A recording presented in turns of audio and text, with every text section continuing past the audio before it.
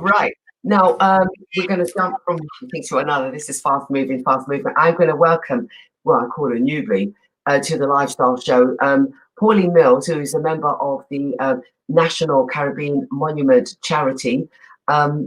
Basically, to sort of like look at the Caribbean community, they've been looking at it for 400 years of military and civilian services to Great Britain and the Commonwealth.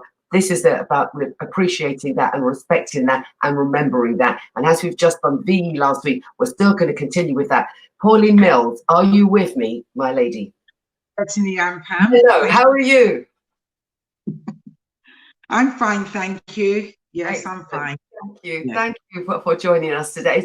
It's a great thing. We were hoping to have had you last week. Never mind, we continue our celebrations. V-Day, we continue that on the Lifestyle Show. Talk to us a bit more about the organisation, the National Caribbean Monument Charity.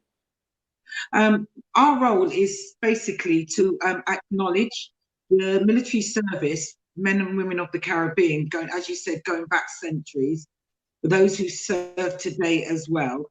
There's a centre in Staffordshire, the National Memorial Arboretum, and they've got over 300 memorials there. Every other nation there is represented except for the 18 Caribbean islands. So when it became knowledgeable that there was nothing there, we decided that we're going to do something about it. So we've got a campaign that's been going for a couple of years now to raise funds for this. And at the moment we have a design. We've got an allocated plot there as well. And we've got our sculptor, Martin Jennings, who actually did the Mary Seacole statue. Wow. And he's actually in the process of doing a maquette, which we hope to unveil, and this will help in our fundraising efforts. So what we're actually looking for is to raise the profile of the charity and try and encourage new membership. It's absolutely brilliant. Is it something that you know, we think that we don't know much about across the UK? For many of our communities dotted out, whether it's Leeds or Birmingham or London, that we didn't really, you sort of like know much about this. Would you say that to be true? Yes, it is. And the reason it came to light is I paid a visit with some others a few years ago, and that's only because of my military background. So if you weren't from a military background, you most probably wouldn't have ever heard of the National Memorial Arboretum. And I guess a lot of listeners today, this is the first they're hearing of it. So sorry, what is your military background? I served in the Army, Women's Royal Army Corps in the early 1970s. Wow, what rank? I always say private first class. First class, don't you know? Just talk to us a bit more about it. I want to hear this a bit more. What was your role? What was your role exactly as a private first class? Right, I was a supply controller, which was, so I was in the Women's Royal Army Corps, seconded to ordnance. And ordnance, you supply anything from ammunition to your supply train, and you supply anything from a screw to a tank, to out in the field to those that need it. So it was really interesting, yes. And I did most of my service, nearly 3 years of it, in Germany. In Germany. So you drove tanks? I didn't. We just supplied the actual tanks and the bits and uniforms and blankets and things like that. We supplied the units. Anything they needed, we supplied it. Yeah, interesting. What made you join the army? I was at school in Gloucestershire. I grew up in Gloucestershire, and an army recruitment team came, and they were specifically targeting the boys, and they set up an assault force. I was a bit of a tomboy, and I practically had a go in this assault force. And I obviously impressed the recruiting sergeant, and he told me about the Women's Royal Army Corps. I didn't know that women had served in the army anyway, so this was for me. I was 15 at the time, so as soon as I reached 17, I started applying, and I joined in the September of 1970 when I was 17 and a half. Wow. Can I ask you, were your parents, did they welcome that or not? I think they thought it was the best thing for me. Yes. And I think because it's something I wanted to do, I was quite strong-willed as well. I'm not sure whether they thought I would last or not, but I did. I wasn't sure if I would last or not. So yeah, it was a great experience, and one I'd do all over again if I had the opportunity. Yeah, of course. Wow, so that's amazing. So to hear about your story alone is amazing. But you know, when we talk about the TNCMC, we talk about looking at the remarkable stories and sacrifices, bravery, gallantry, and courage of individuals, you know, across the board. And you know, you go to schools, you go to colleges. Yes, yes, and you know, so the charity, we're all over. It's a national charity. Yeah. So, but the actual monument will go in Staffordshire, which is in the West Midlands, because obviously that's a military centre of remembrance. But it is a charity. So I'm based in London. Some of the team are based in just outside of London. Some are based in the Midlands. So we're sort of scattered all over. Mm.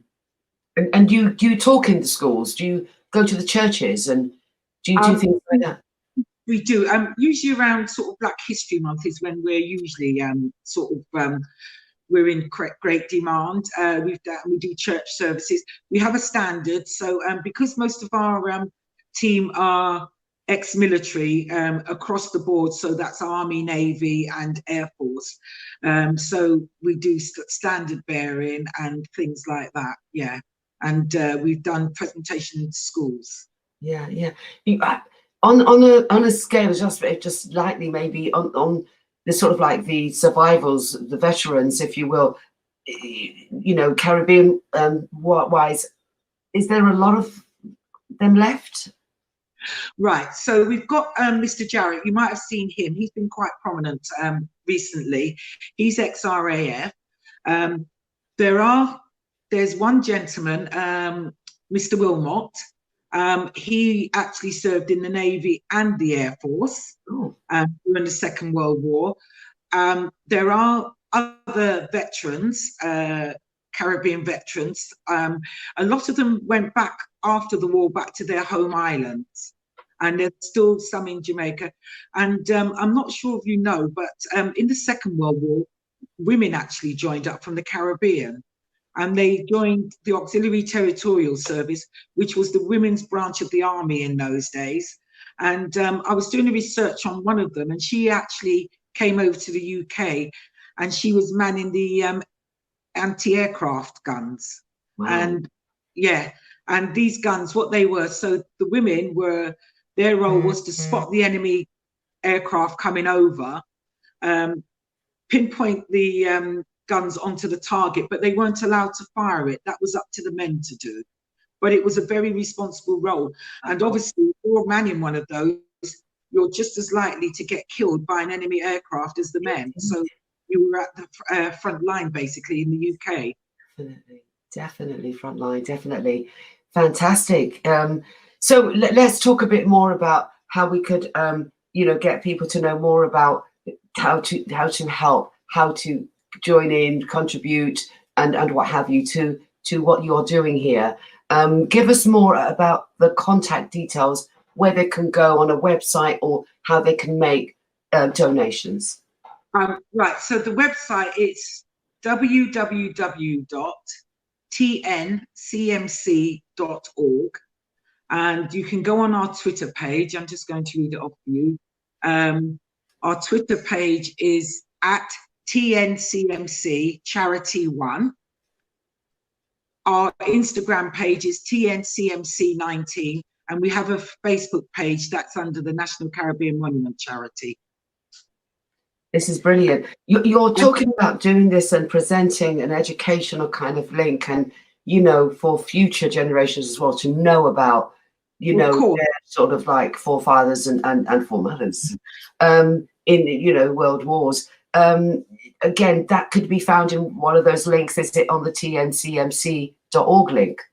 Yes, so that's our website, and from there it will give you a background of the charity, and it will also, in fact, it's quite educational. We've got our standard on there and the maps of the 18 Caribbean islands, And if you actually, it's live. And if you actually click on each island, it gives you some information. And on some of the islands, because we're updating it all the time. So some of the islands, if you click on there, it will actually give you the names and the villages of people that served and died in the Second World War. How fantastic. And from the website as well, you can donate. It will direct you where to donate and also become members. We're looking for members as well. We need to increase our membership, which is very important. Very important indeed. Right, okay, thank you ever so much, Pauline. We have to wrap it up there, and we'll keep in touch with you throughout the time. We'll keep in touch with you to see how things are going on. Thank you for joining us today. Do take very good care of yourself. I will do, Pam. Thank you so much. Thank you, Pauline. Bye-bye now. Bye. Wow, that's inspirational. It's all good. It's all good. We like to keep in touch with what our forebears did, and especially when we talk about the day we celebrated big time in, remotely in England. But it's always good to know about what the Caribbeans did, their contribution to World War II as well.